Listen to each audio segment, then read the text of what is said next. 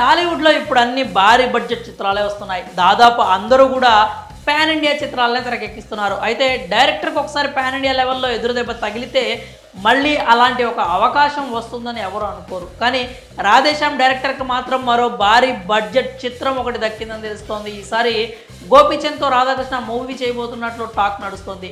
పైగా ఈ movie shooting అంతా దాదాపుగా విదేశాల్లోనే ఉంటుందని చెప్తున్నారు. అయితే చాలామంది మరోసారి భారీ బడ్జెట్ రాధాకృష్ణకు ఎలా దొరికిందనే ప్రశ్నలు కూడా వేస్తున్నారు. అందుకు కారణాలు కూడా లేకపోలేదు. ప్రభాస్ ఫ్యాన్స్కి కూడా రాధేశ్యామ్ నచ్చలేదంటూ చాలానే కామెంట్స్ విన్నాం. ప్రభాస్ కెరియర్లో అలాంటి సినిమా మేము ఎక్స్పెక్ట్ చేయలేదు అన్నారు. కానీ రాధేశ్యామ్లో ప్రభాస్ని చూపించిన తీరు మాత్రం అందరికీ ఎంతో బాగా నచ్చుతుంది. ఈ మూవీలో ప్రభాస్ని ఎంతో స్టైలిష్గా చూపించారు. కానీ ఓవరాల్ రిజల్ట్ మాత్రం అనుకున్న స్థాయిలో రాలేదు. ఇప్పుడు రాధాకృష్ణకు సంబంధించిన ఒక వార్త అయితే సోషల్ మీడియాలో బాగా వైరల్ అవుతోంది. అదేంటంటే ఆయన చేతికి ఒక భారీ బడ్జెట్ చిత్రం దక్కిందని చెప్తున్నారు. అది కూడా ఈ మూవీలో హీరోగా గోపీచంద్ నటించబోతున్నారు అంటూ టాలీవుడ్ వర్గాల్లో టాక్ మొదలైంది.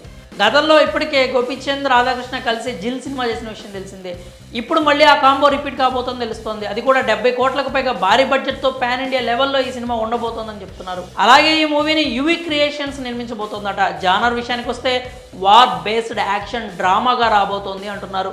అబ్రాడ్ నేపథ్యంలో ఎక్కువ శాతం షూటింగ్ కూడా విదేశాల్లోనే జరుగుతుంది అని చెప్తున్నారు. ఈ వార్త విన్న తర్వాత ప్రభాస్ ఫ్యాన్స్ ఒక ఇంత ఆశ్చర్యం వ్యక్తం చేస్తున్నారు. మళ్ళీ అంత బడ్జెట్ సినిమా ఎలా దక్కించుకున్నారు అని. అయితే అందుకు బలమైన కారణాలే ఉన్నాయి. ఎందుకంటే డైరెక్టర్ రాధాకృష్ణ ఒక సెన్సిబుల్ డైరెక్టర్. సినిమాని ఎంతో స్టైలిష్గా తెరకెక్కించగలడు. పైగా టెక్నాలజీ మీద డైరెక్టర్ రాధాకృష్ణకు ఎంతో మంచి పట్టు ఉంది. ప్రస్తుత సినిమాలన్నీ ఎక్కువ శాతం సాంకేతికత మీద ఆధారపడి తెరకెక్కిస్తున్నారు.